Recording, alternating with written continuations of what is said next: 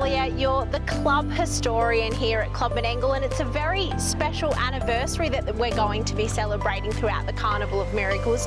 It's the 30th year of the Chariots of Fire. It must be a very special time for the club. Yes, it certainly is. 30 years. It's a big achievement for a race that started off very small and has grown into big stature, and it's one of the most sought after features in Australia.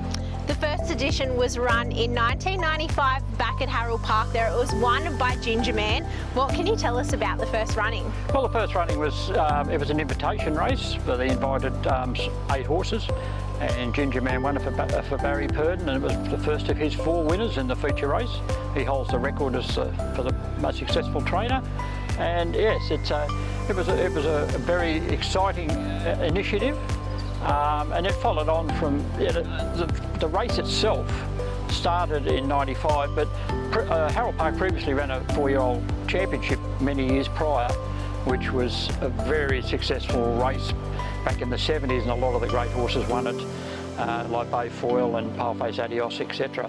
But the change of administration, change of boards, and they discontinued the race, and then the new boards come along, and in 95 they created the race. And from the day that Ginger Man won it, and since then, it's got a great honour roll, and some of the top horses have won and have actually gone on to win Miracle Miles. The fastest edition was run back here in 2022 when Better Eclipse took that race out for Jess Tubbs and Greg Sugars. 147-mile rate there. That must have been a great moment for the Chariots of Fire. Oh, it certainly was, yes. 47.6 he went, and he had actually previously only finished 4th in the qualifying race and scraped into the Chariots itself. But yeah, on the night he was just electric that night, and he produced one of his great runs, which he'd previously done the previous year in the Carousel final. So, but he's of course gone on to bigger and better things, Better Eclipse, and it's one of Jess and Greg Sugar's favourite horses. In your role as club historian, you obviously get to go through a lot of historical archives, read a lot of news articles. Are there any Chariots of Fires that stand out to you? Well, to me, I mean, I always have a soft spot for Chris and me, so his 2013 race was great. But look, some great horses have won the race. I mean, Catch a Wave, of course, who did the double in 2023, when it won the Chariots, and he went on to win the Miracle Mile. But a great list of horses. Slip and Slide, who was another great horse from Queensland, where Luke was residing in Queensland. It won this race in 2005. You needed a Dominion winner like El Sue.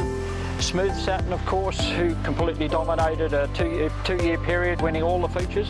So yeah, there were some great horses. I mean, I would say Chris and me, and like Smooth Satin was one of my favourites too. So in that era, so yeah, it's a great race, and I'm sure this year's going to be no different.